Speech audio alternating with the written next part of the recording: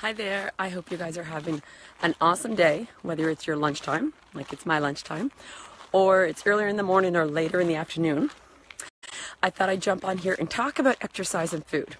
As I was exercising, I wanted to share a few things, and I thought I'd do it here with the trees in my background, which is much more interesting for you guys to see, and the beautiful trail, than the walls in my office. So welcome to the trail, to the Kaylee Trail. So I'm curious what you guys think. Is exercise or food what's going to make the greatest impact in your health? So I am someone that have exercised a little bit in my day. I was a runner. I've done weights. I've done sports. Most people that know me locally probably know me as a runner because I ran quite a bit from the age of 10 and lots of marathons, half marathons. I ran the Boston Marathon. So I know where any long distance runner is coming from, because I love running and it can be a healthy addiction.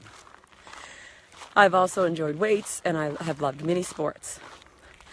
And at the same time, I took a nutrition degree and I'm a naturopathic doctor. So, and I've got 3 little kiddos. So I'm kind of looking at it at this point in my life from all different angles, from wholeness, from wellness, from what makes us happy, to what's most effective, to what's going to help my clients in my program, my patients in my practice get the most effects for their hard work, and what's the healthiest for them. I'm not looking at what's going to get them a quick fix, because I've learned over the last 16 years of practice that doesn't last. That doesn't really affect people's health. And I know in my practice the last 16 years that the biggest changes, the biggest wins in my patients' health and happiness and success came out of the kitchen. It came out of what they were putting in their mouth, more so than exercise. I think exercise is awesome. I think it's more kind of the icing on the cake, the final finish. But you have to feel good to exercise. You have to be healthy for exercise to feel good, to benefit you, to build muscle, to not increase your pain or inflammation or decrease your energy. And I think what we put in, if we put junk in, we're going to get junk out. That's not to say we have to be perfect 100% of the time. No, I think 75, 85%. Have your glass of wine on Friday night. Go to eat on your Friday or whatever that treat is for you. Completely. But 75% of the time, what we're putting in our mouth, if it's processed food, if it's sugar, or if it's just refined grains, we're not going to feel good. So if you have pain, you have low energy, you have hot flashes, you have premenstrual syndrome, you have digestive issues, and you're wondering why, first look at your diet. If you eat pretty good, I mean 75 to 85% of the time, and pretty good, my definition is no refined foods, no processed foods 80% of the time. So you're cooking meals at least 4 days of the week. You're cooking your breakfast. It's not coming out of a box with sugar added to it and things like that. If you're not having more than 1 to 2 cups of caffeine a day, then there's something else going on. There's a gap somewhere in that diet, or your stress levels, or your sleep, or your hydration. So always go to the foundations first. We might want to search that there might be something missing out there, something more complicated, but sometimes it's one of the foundations in our health. And look at sleep, hydration, stress, whole food, super important. So look at those first before you look at anything else. And I think exercise is that last 20% of your health.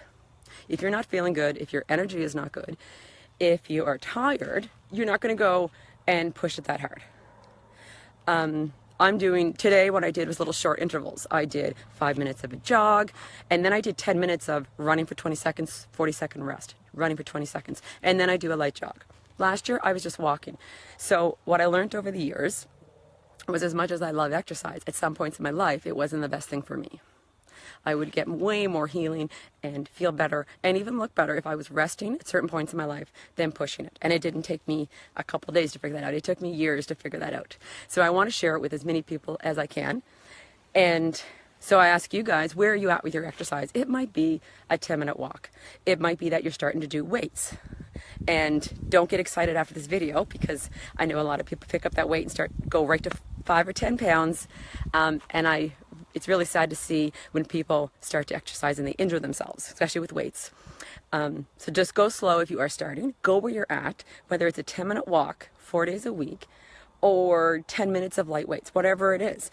If you're going from 0 and you start doing 10 minutes, your body's going to love it as much as somebody who is exercising 45 minutes a day. Your body will respond in the same percentage, the same muscle building percentage, as if somebody's exercising it more. And the other point I want to make is, remember, especially as women, not to compare yourself to other women. Like if you're in chapter 1 of clean eating, do not compare yourself to somebody who is in chapter 10 of clean eating.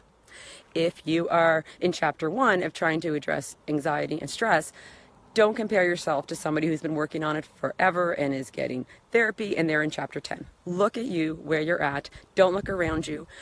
Just get the information and use the information for you, because as women we can really be tough on ourselves, especially comparing ourselves.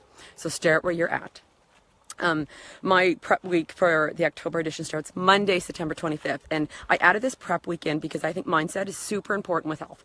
As women, we can be down on ourselves, we can feel insecure about what we're doing with our health. If anybody's judging you, they're probably really insecure about what they're doing, so don't worry about it.